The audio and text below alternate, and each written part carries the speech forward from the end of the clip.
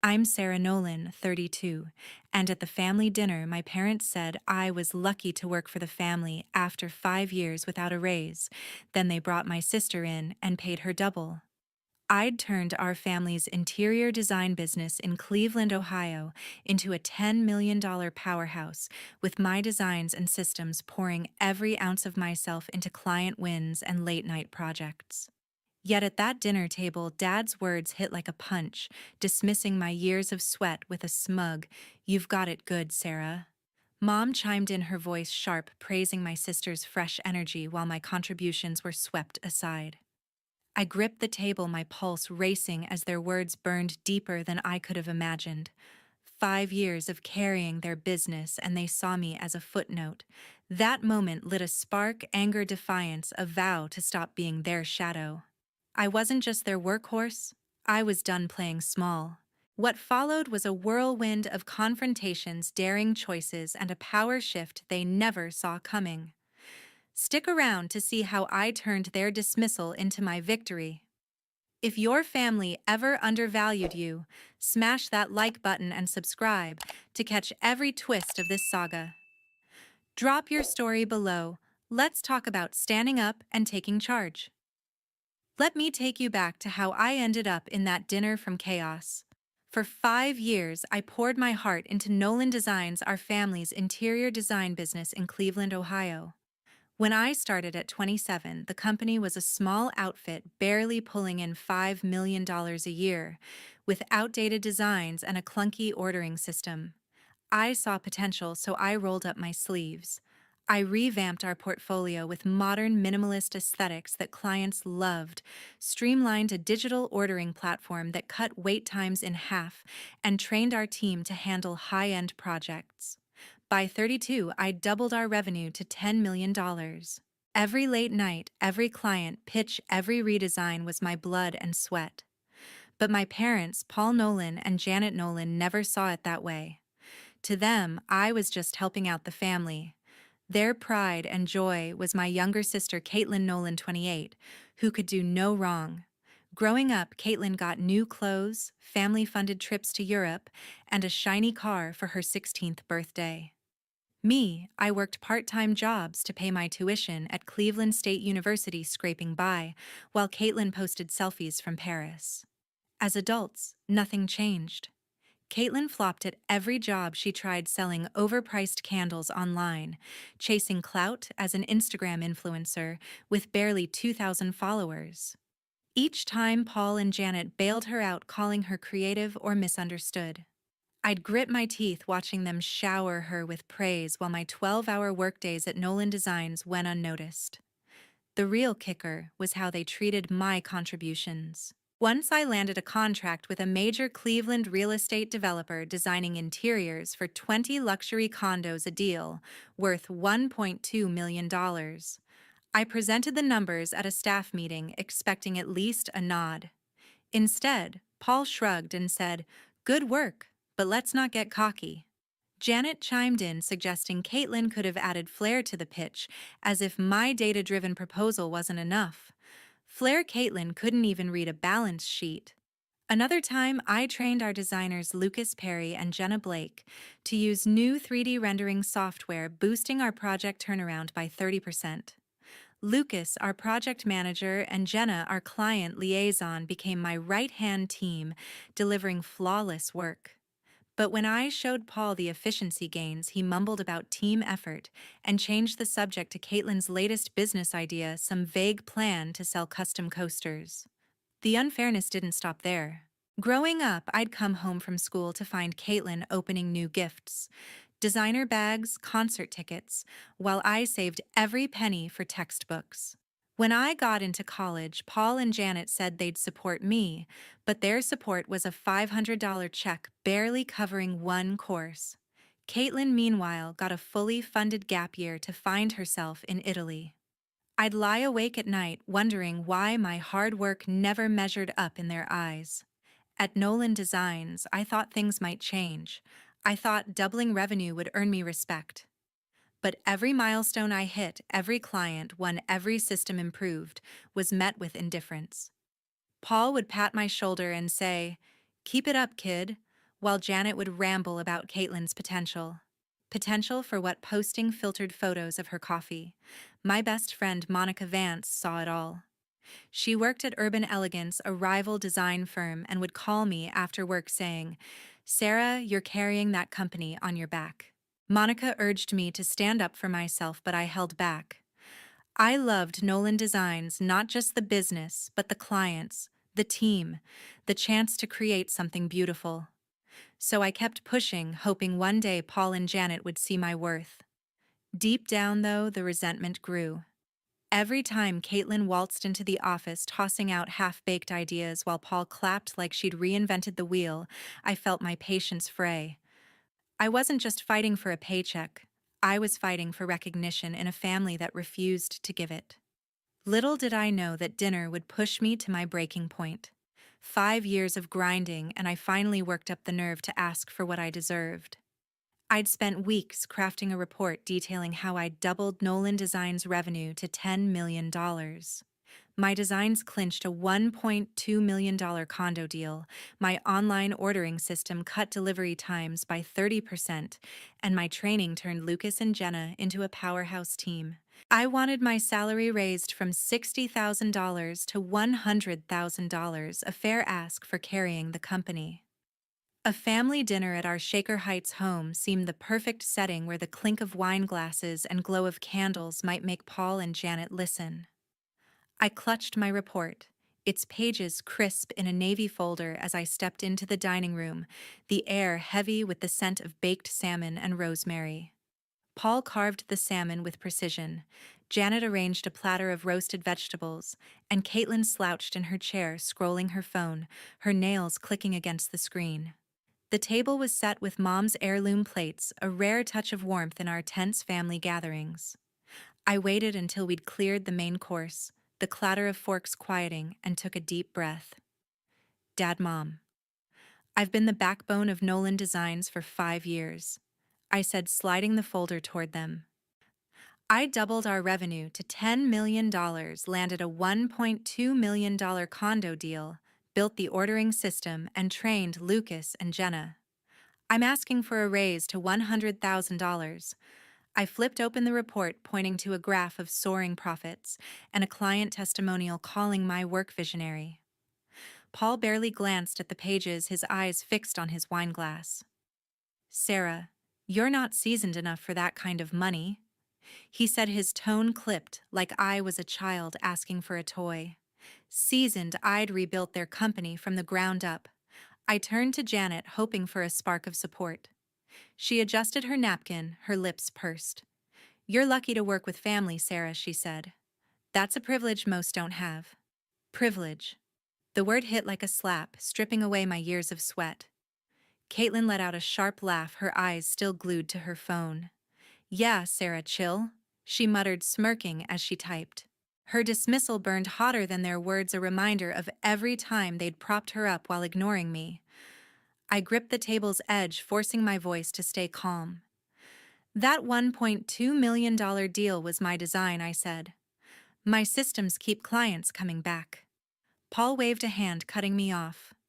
"One big project doesn't make you a leader," he said, his voice final like a judge's gavel. Janet nodded, her eyes soft but unyielding. "Be grateful for what you have, honey," she said, reaching for the dessert tray. Grateful they'd poured money into Kaitlyn's failed schemes while I begged for recognition. My hands trembled as I closed the folder, the weight of their rejection sinking in. I wanted to shatter the silence, to demand they see my worth. Instead, I said, "I know what I've earned, even if you don't," and stood to clear my plate, their voices fading behind me. In my apartment that night, their words looped in my head, each one a fresh wound. Monica had warned me they'd never value me, but hearing it over our family table surrounded by those heirloom plates cut deeper than I'd imagined. Lucas texted saying my training helped him seal a new client that morning. Jenna called raving about how my system saved a shaky deal. Their messages were a lifeline, but the anger churned inside a fire I couldn't douse. I wasn't done. If Paul and Janet wouldn't see my worth, I'd prove it at work, every design perfected, every late night spent, every client won.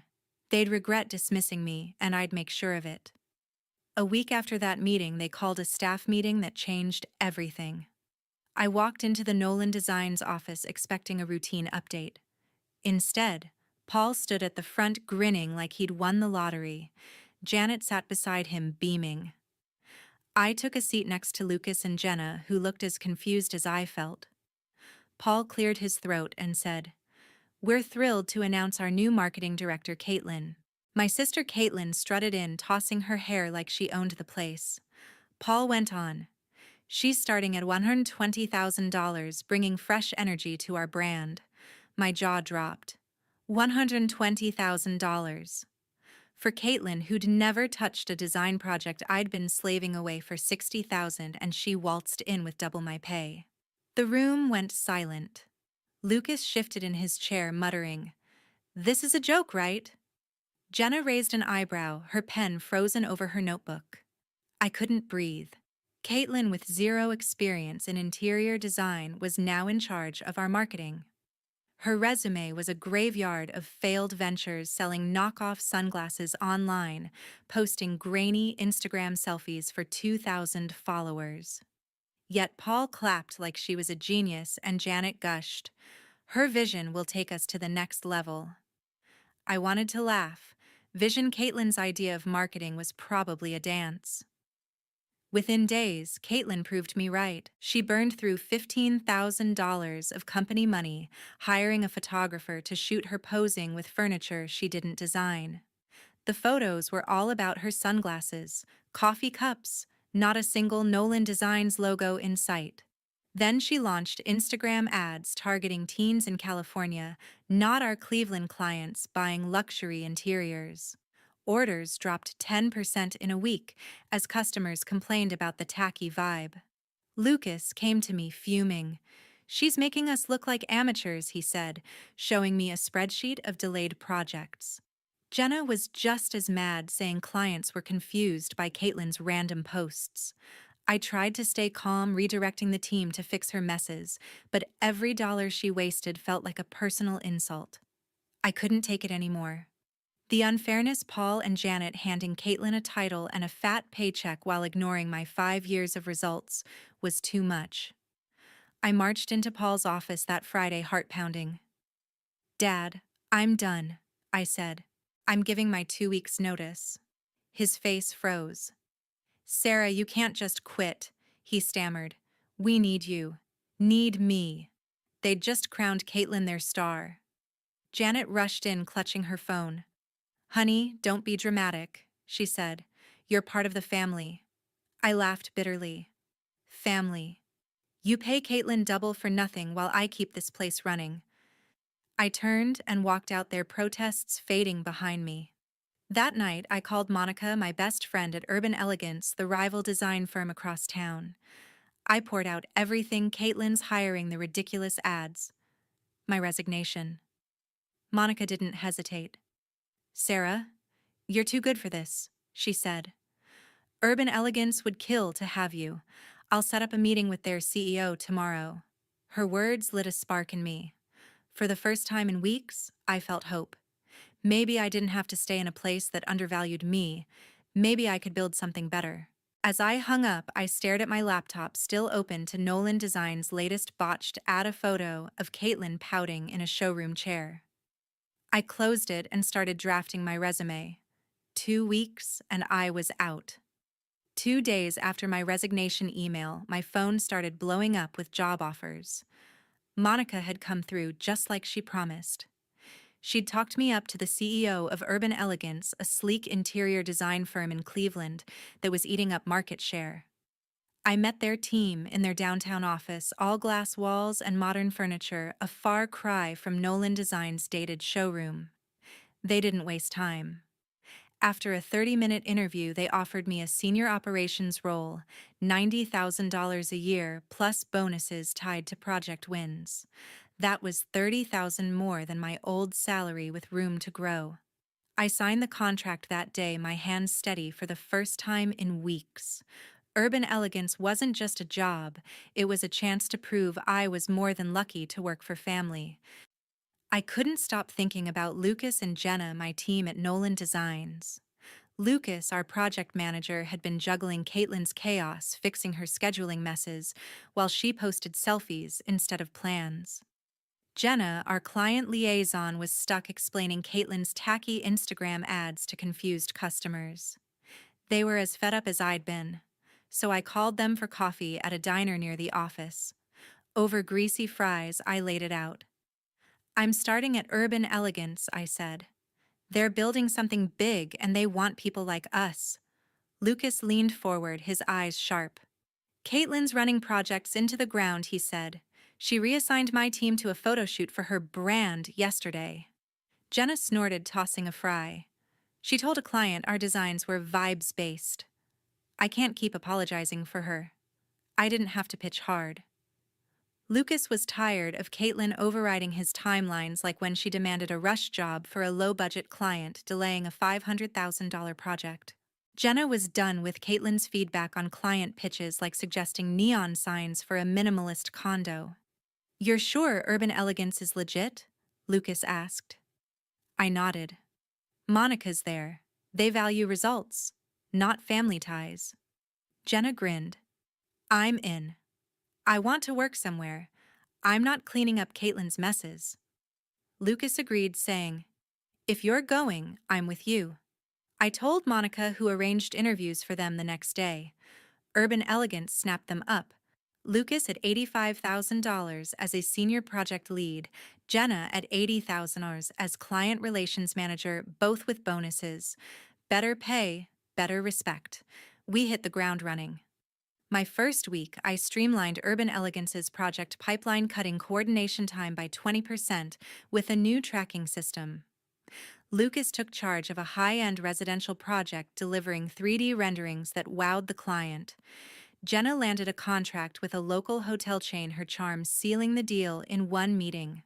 The CEO pulled me aside, saying, "You three are a powerhouse." It felt good, really good, to be valued. Meanwhile, I heard whispers from old Nolan Designs clients. They were frustrated, saying Kaitlyn's marketing was alienating them. One emailed me directly asking why our designs suddenly looked like teen influencer spam. I didn't respond, but I smiled. Kaitlyn was digging her own grave. Lucas, Jenna, and I became a tight unit. We'd brainstorm over lunch, tossing ideas for new design lines or client pitches. Monica joined us sometimes, her insider knowledge of Cleveland's market giving us an edge. In 2 months, our team brought in 3 major contracts worth $2.5 million combined. Urban Elegance's reputation soared, and so did ours. I'd lie awake some nights, not with resentment like before, but with excitement. I wasn't just surviving, I was building something. Leaving Nolan Designs wasn't the end. It was the start of proving what I could do when someone actually believed in me. Word travels fast in the design world, and Nolan Designs was becoming a laughingstock. Without me, Lucas and Jenna, the company unraveled faster than I'd expected.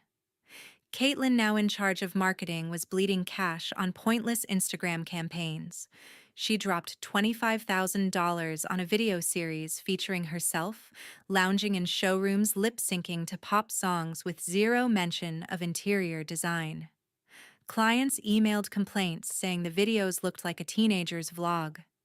One major client, a Cleveland property developer, pulled a $400,000 contract after seeing Kaitlyn's posts, calling them unprofessional.